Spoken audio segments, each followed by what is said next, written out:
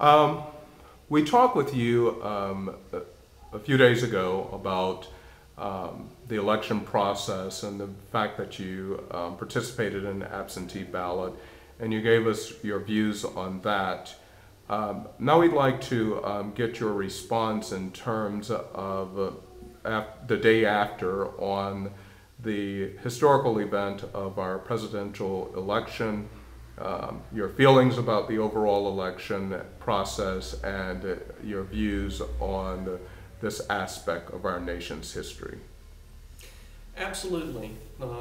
One day after the election, we're starting to get a little more clear perspective on the election without all of the heat and passion of the election season itself.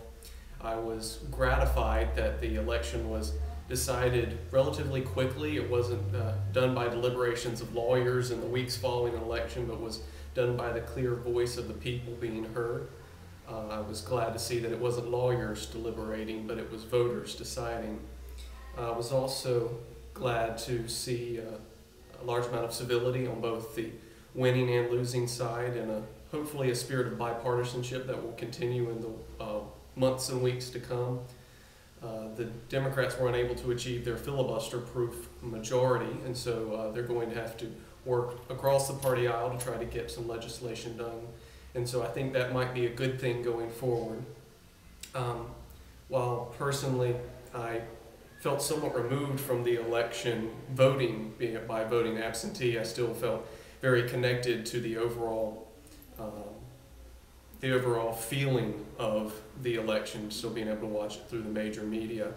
But on the other hand, being in Washington, D.C., a city that is so permeated by politics, I was kind of surprised by the calm after the storm.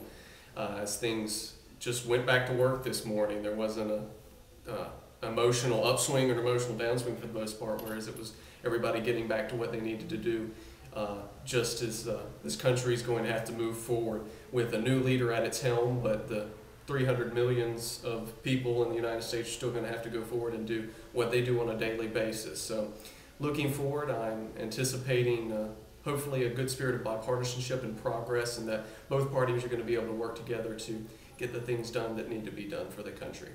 And finally, if you could capture in perhaps a word or phrase your views of this presidential election, what would that be?